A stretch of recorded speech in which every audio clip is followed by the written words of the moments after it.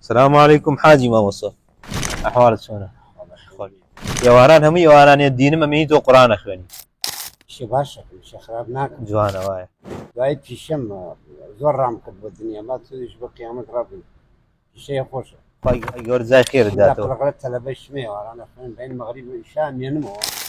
من تقيل بخارية حزقا بيد مرازعي القرآن خد زي خير قرآن خوي لخويا خوێندنەوەی قورآن هیچێکە لەو کارانەی کە زۆر تای ترازوی حەسەنات قورسەکەن هەر پیتێکی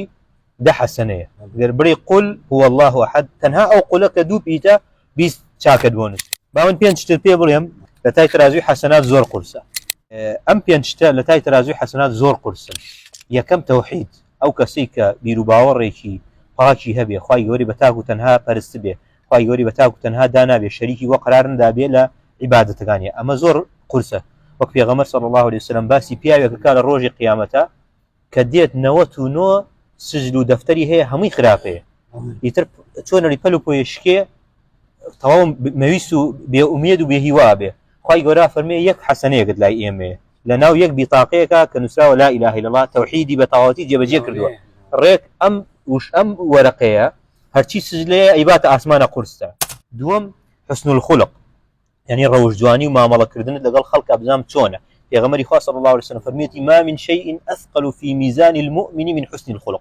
هيج شتيك لتاي ترازوي مسلمانة بهاويني روج جواني قرسنية شون كوتني جنازة ونيجي لسربكي وشوني بكي تاوك ودفنيا كان يا غمر صلى الله عليه وسلم فرميتي هركسي آمادي جنازة مردوية ببي تانيجي لسركري يك شيويك حسنا كان ناو تاي ترازوي حسناتي أوي آمادة بي هتاوك خنا ناو غوركوا دوك شيو شيء زور قرصة بوقت أي ترازوي حسنات ذكري خواي پروردگار زور قرصة پیغمبري خاص صلى الله عليه وسلم فرميتي سبحان الله تملأ الميزان وسبحان الله والحمد لله تملأان سبحان الله ميزان قركة سبحان الله والحمد لله هردوشان بريكا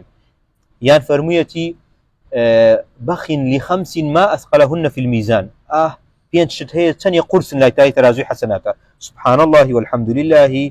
ولا إله إلا الله والله أكبر أم تعرف ولد صالح يتوفى للمرء المسلم فيحتسبه يان كسيك من داريكي صالحي بمري آرام بقري أو زور قرصة لا ترازوي حسناتي مسلمان أما زور قرصة بو قيامتك كإنسان مسلمان